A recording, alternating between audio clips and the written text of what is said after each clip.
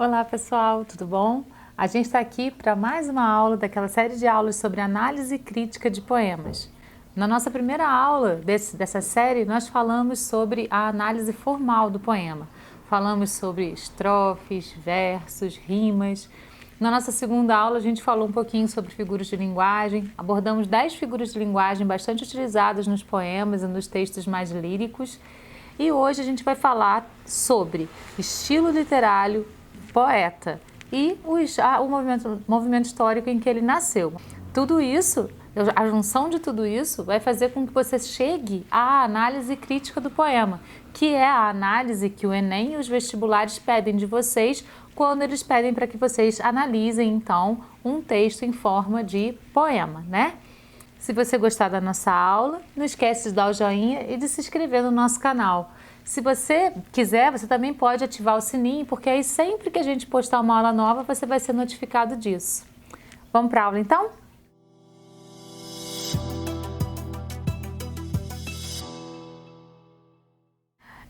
Então surge a pergunta, o que mais é preciso saber para analisar poemas com eficiência? A gente precisa saber quem é o autor, isso geralmente vem, né, na bibliografia que vem abaixo do texto, quando esse autor viveu e qual período literário que ele vivenciou, então ao qual ele pertenceu, né? Tudo isso vai ajudar a gente a chegar lá naquela análise que o Enem e os vestibulares querem da gente. Então vamos lá, primeiro a gente vai falar sobre a periodização da literatura. Aí a gente vê que a literatura portuguesa, ela começa lá na Idade Média e vem até os dias de hoje, né? Como nós fomos colonizados pelos portugueses, nós seguimos a mesma métrica dessa literatura, que é a literatura que é seguida na Europa, certo? Então, em 1500, o Brasil é descoberto e, a partir de 1601, o movimento barroco se inicia no Brasil. É o primeiro movimento literário brasileiro. E eles vão seguindo uma métrica bem específica e os autores que escrevem dentro daquele movimento vão seguindo essa métrica, né? E é isso que a gente vai ver hoje. Qual é essa métrica, ok? Então vamos lá. Nós vamos estudar rapidamente, né, de maneira bem geral, bem rapidinha, as escolas literárias brasileiras. Isso aí dá 2 anos de estudo se a gente for estudar realmente sistematicamente. Hoje a gente vai fazer uma pincelada muito geral em tudo isso, tá? Vamos lá, então. Em 1500, o Brasil foi descoberto e, com isso, começaram a ser escritos no Brasil textos de informação. Então, a primeira literatura que foi escrita aqui é essa literatura, a literatura de informação. Crônicas de informações ou crônicas de viagem, né?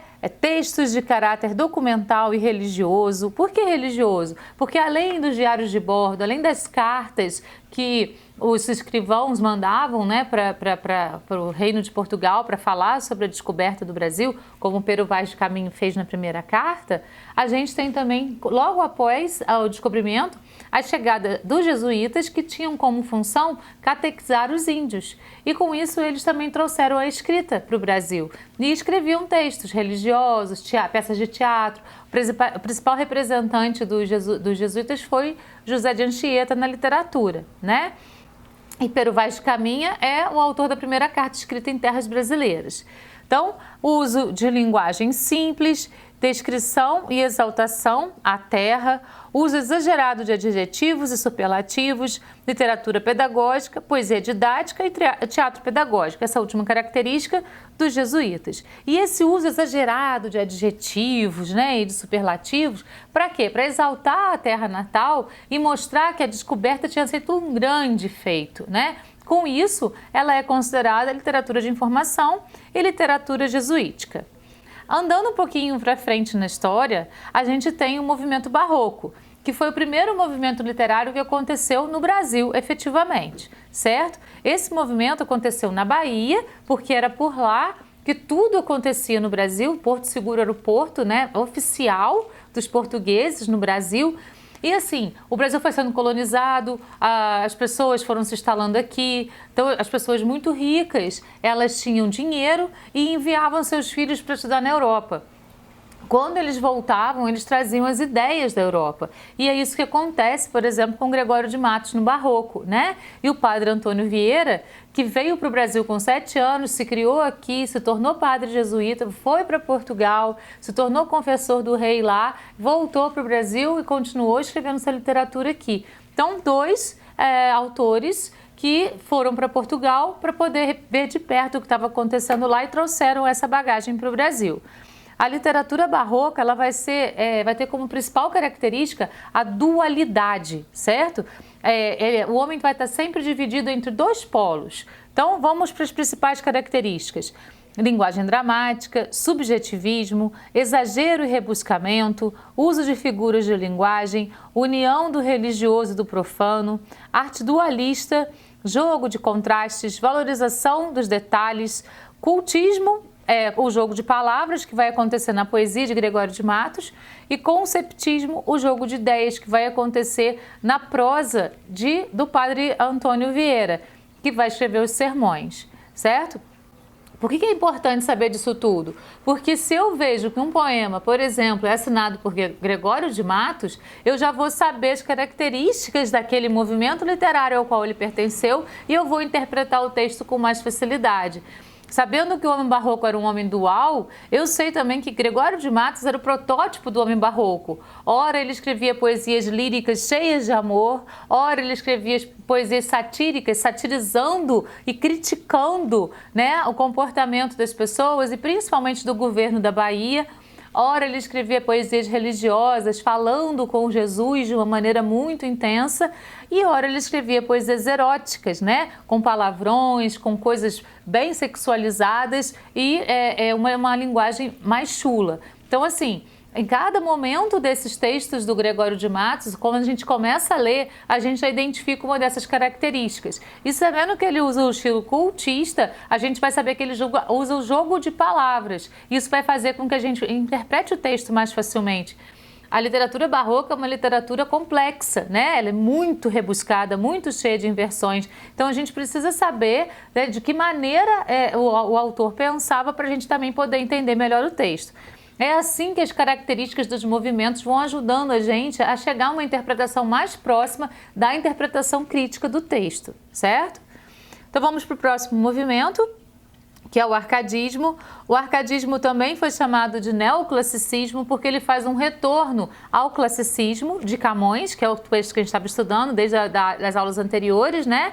E a antiguidade greco-romana. Então ele vai trazer de volta para a literatura o racionalismo e menos subjetivismo, a ideia da perfeição, a ideia da forma perfeita. Tudo isso vai ser trazido novamente para o texto através do arcadismo ou neoclassicismo.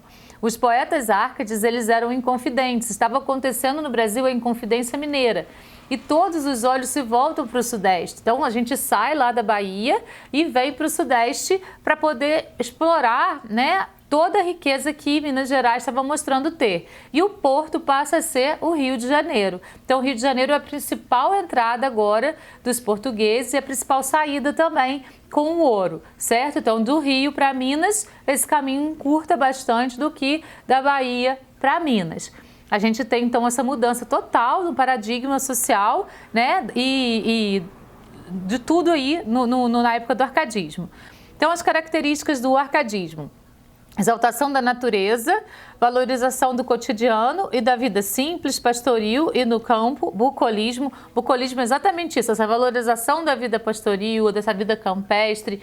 O homem árcade, apesar de ele ser um inconfidente, ele está envolvido diretamente na Inconfidência Mineira, na literatura ele não vai expressar esse sentimento inconfidente. Pelo contrário, ele vai esconder. Por isso ele vai se fingir como um pastor de ovelhas, né? Um pastor que fica cuidando dos animais no pasto, e assumir pseudônimos pastoris com nomes latinos, certo? E ele vai viver uma vida artificial dentro da poesia, uma vida ilusória, completamente diferente daquela que ele vivia de verdade em Minas Gerais e na Inconfidência Mineira, tá?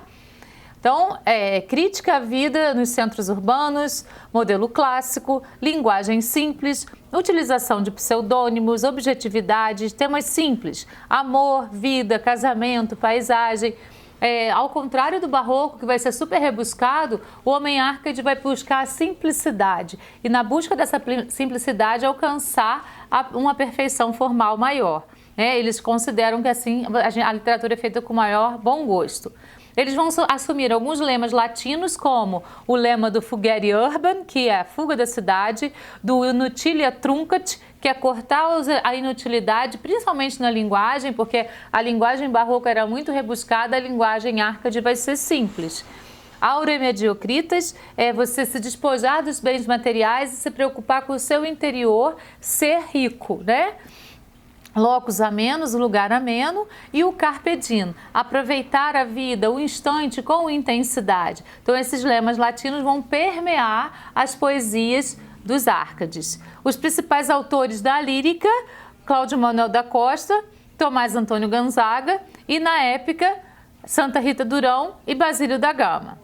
Vamos para o próximo movimento literário, o romantismo. Entre o arcadismo e o romantismo, teve um momento grande de vazio na literatura brasileira. Acabando a Inconfidência Mineira, os Árcades param de escrever. Muitos foram mortos, muitos foram exilados, né? Muitos se exilaram, fugindo, né, da Inconfidência Mineira, e com isso o movimento acabou.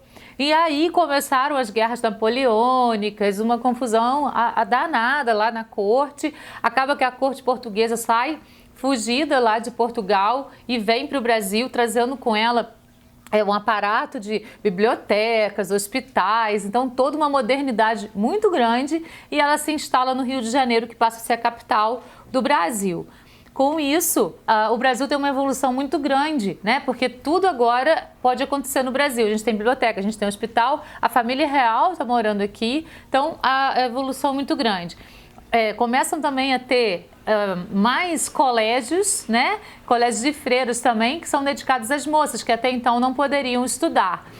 E essas moças começam a ler e começam a ser lançados nos jornais folhetins, que são as novelas de hoje em dia. Então, a cada vez que saía o jornal, saía um trechinho lá de uma história, e as moças iam lendo, e aquilo caiu no gosto popular, todo mundo gostava de ler os romances da época do romantismo, né? Todos eles falavam de amor, falavam então de aventuras, né? E também a gente tem a poesia se desenvolvendo em três períodos diferentes, certo? Então vamos ver algumas características do romantismo em linhas bem gerais: rompimento com a tradição clássica, amor platônico, idealismo, idealização da mulher, subjetivismo e egocentrismo, indianismo, o tema do índio. O índio ainda vai ser visto como bom selvagem. O que é isso?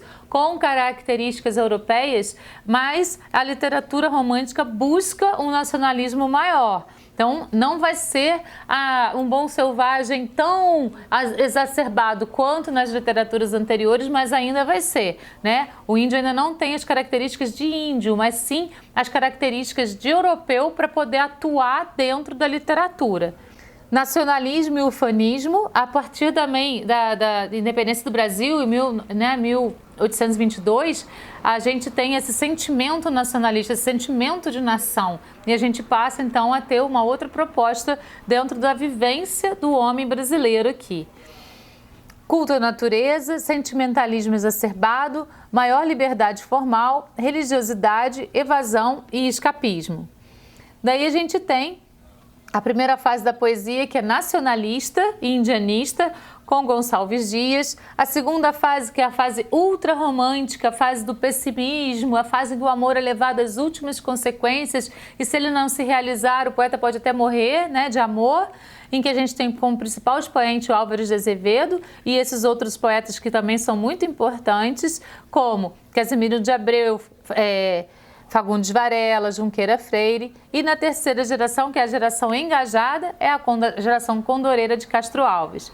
Na prosa, a gente tem José de Alencar, Joaquim Manuel de Macedo, Manuel Antônio de Almeida, Bernardo de Guimarães, entre outros. A produção literária no romantismo ela foi intensa, muito intensa, né? Depois a gente tem três movimentos acontecendo paralelamente: o realismo, naturalismo e o parnasianismo. O realismo vem como uma reação ao mundo cor-de-rosa do romantismo, buscando trazer para a literatura algo mais próximo do real. ele tem como características objetivismo e materialismo, descrições e narrativas lentas, uso de adjetivos realistas, linguagem direta, demonstração dos defeitos e detalhes da mulher, subordinação do amor aos interesses sociais. Heróis são mostrados como pessoas comuns, com defeitos, incertezas e manias, se opondo ao romantismo em que o herói era perfeito em todos os aspectos, né? Personagens com elaboração psicológica trabalhada. Então, assim, ele vai fazer um mergulho nessa análise psicológica do homem, enquanto no romantismo era feita uma análise superficial do homem. Críticas às instituições sociais e aos valores burgueses, universalismo e cientificismo. O principal representante desse movimento é Machado de Assis, considerado o maior autor da nossa literatura, né? O naturalismo, que é um movimento paralelo e vai ter muitas coisas em comum com o realismo. Então, o realismo exagerado, linguagem simples, harmonia e clareza na composição, uso de regionalismos, demonstração de detalhes, impessoalidade, ser humano é mostrado como animal, personagens patológicos. Nesse movimento, diferente do realismo, vai ser observada a patologia humana e não a psique humana. Sensualismo e erotismo, objetivismo, cientificismo, determinismo e engajamento social. Nesse período, a gente tem como principal expoente o Aloysio Azevedo, e o Raul Pompeia ele vai meio que misturar tendências realistas e naturalistas, sendo chamado de impressionista por alguns críticos. Depois a gente tem a parte poética desse momento aí, que é o parnasianismo, que vai ser chamada de arte pela arte. O parnasianismo é um movimento em que eles vão priorizar a forma e não o conteúdo do poema. No Brasil, a gente tem uma certa valorização também do conteúdo, mas nem sempre. Muitos poemas são feitos sobre bibelôs, sobre vasos chineses, né? E outros têm uma estrutura bem interessante. Mas a gente tem aí a tríade parnasiana, Olavo Bilac, Alberto Oliveira e Raimundo Correia, como principais poetas desse movimento que vão priorizar a forma. Então, como características, oposição ao romantismo, objetivismo e racionalismo, cientificismo e positivismo, valorização da cultura clássica, rigor estético e culto à forma poética, linguagem clássica, refinada e rebuscada, descrição detalhada de cenas e objetos, poesia lógica e complexa, impessoalidade. Depois, a gente tem um movimento chamado simbolismo, que no Brasil foi um movimento curto, né, e não teve tanta expressividade. O maior expoente desse movimento é Cruz e Souza, é um movimento basicamente poético, né? Cruz e Souza era um autor negro, filho de escravos, mas ele foi adotado pelos fazendeiros donos da fazenda onde ele nasceu. Então ele teve uma educação refinada e ele se tornou o maior expoente do simbolismo, um dos maiores autores da literatura mundial. Depois da morte ele foi considerado assim.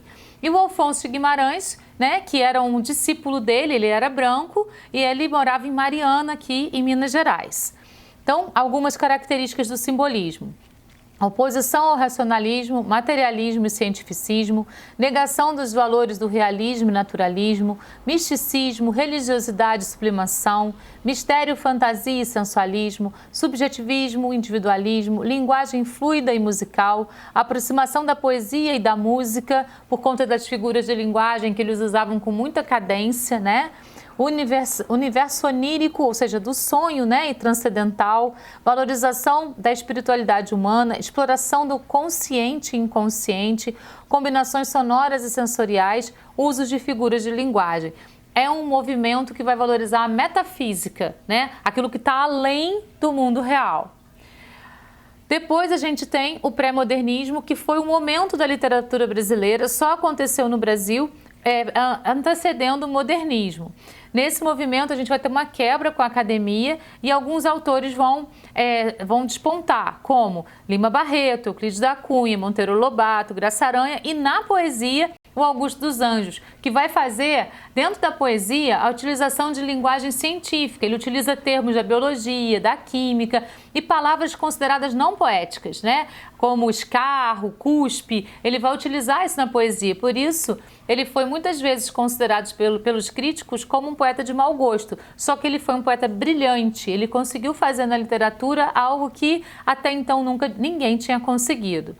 Algumas características do pré-modernismo: investigação e denúncia dos problemas sociais, miséria, abismos sociais e conflitos, aproximação da obra literária ao contexto sociopolítico-econômico, marginalização das personagens principais, o caipira em Monteiro Lobato, o mulato em Lima Barreto, o sertanejo em Euclides da Cunha, linguagem informal em oposição à linguagem formal do arcadismo, sincretismo estético de escolas literárias como o realismo e o simbolismo, naturalismo, descrição minuciosa das personagens e dos cenários, regionalismo, valorização da cultura popular brasileira, utilização de verbos na forma simples ao escrever. E aí, em 1922, a gente tem a Semana de Arte Moderna, que vai inaugurar o modernismo brasileiro. E a gente tem três primeiras fases bem marcadas do modernismo.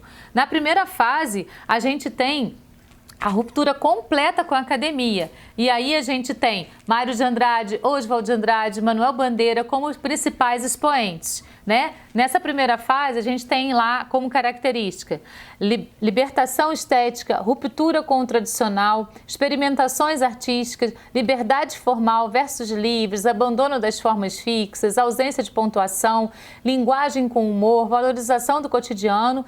E os manifestos de Oswald de Andrade, o Manifesto da Poesia Pau-Brasil e o Manifesto Antropofágico.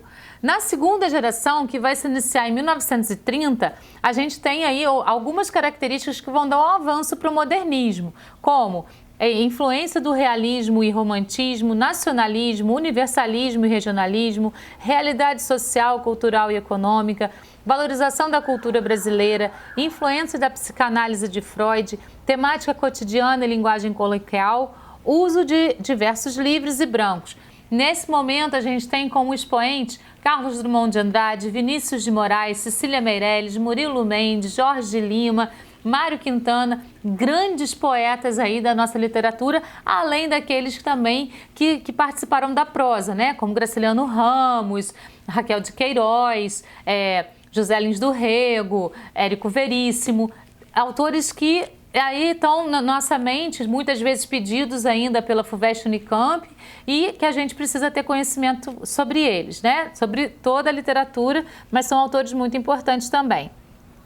E a terceira fase, que é a geração de 45, é uma fase em que a prosa vai ser lírica e a poesia vai ser mais voltada para a forma. Na prosa, a gente tem Clarice Lispector, Guimarães Rosa, e na poesia o João Cabral de Melo Neto, que vai trazer de volta a questão formal. A gente está no modernismo, com tudo sendo quebrado, e o João Cabral trazendo toda a forma novamente. É isso mesmo. Ele vai trazer a forma de volta para o texto. Ele vai ter uma literatura parecida com o parnasianismo, só que ele vai valorizar também o conteúdo, né? Ele também traz de volta os autos para a literatura, que é algo que foi feito lá por Gil Vicente, no humanismo, né? Lá atrás em Portugal, né? Algumas características: academicismo, passadismo e retorno ao passado, oposição à liberdade formal, experimentações artísticas, ficção experimental, realismo fantástico, contos fantásticos, retorno à forma poética, valorização da métrica e da rima, influência do parnasianismo e do simbolismo, inovações linguísticas, metalinguagem, regionalismo universal, temática social e humana, linguagem mais objetiva. A gente tem, ainda dentro do modernismo, o concretismo de 1950, em que vai ter a valorização do conteúdo visual e sonoro na poesia, sintaxe visual em detrimento da discursiva, banimento da estrutura formal, como os versos e as estrofes, utilização de efeitos gráficos, o papel torna-se a tela e o artista aproveita todo o espaço, defesa da racionalidade, ascensão ao expressionismo, rejeição ao acaso e à abstração lírica. Então, assim, a gente tem na poesia concreta uma poesia mais artística, no sentido de que o papel e os espaços em brancos fazem parte da poesia. A poesia ela é muito mais gráfica do que somente palavra. Tudo tem que ser levado em conta dentro da poesia concreta. Depois, a gente tem aí como principais expoentes os irmãos Augusto e Haroldo de Campos e o Décio Pignatari.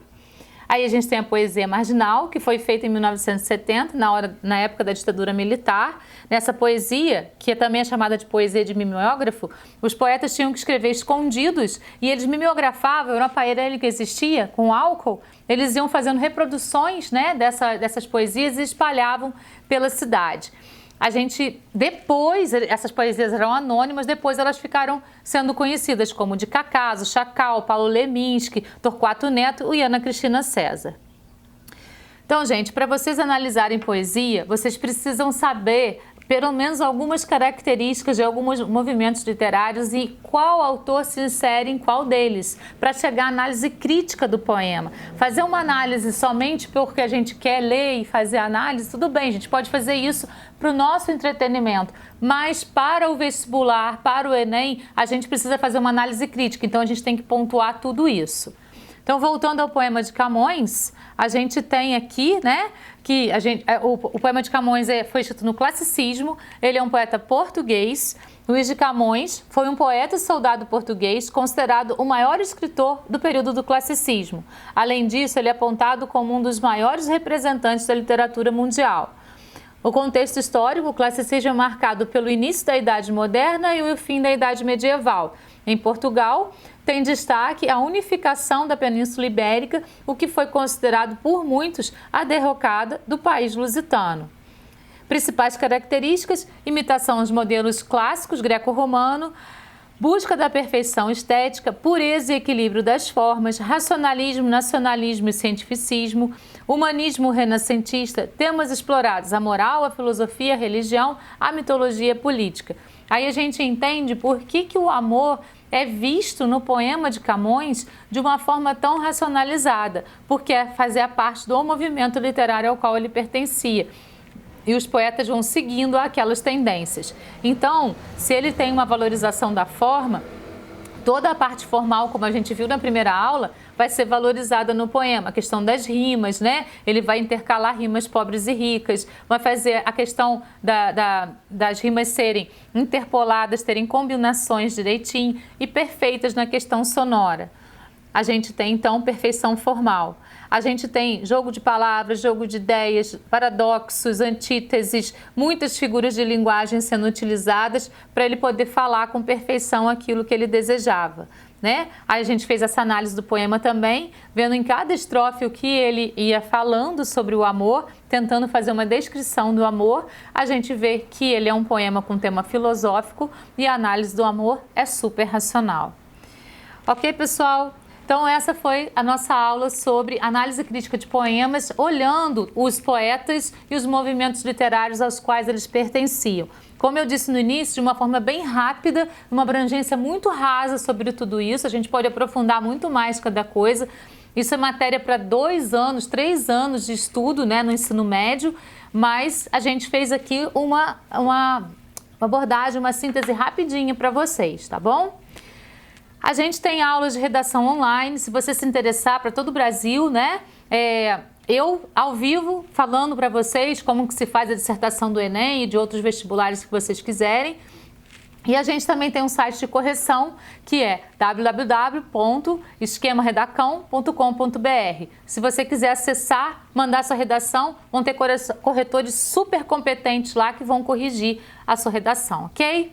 Então, um abraço e até a próxima aula.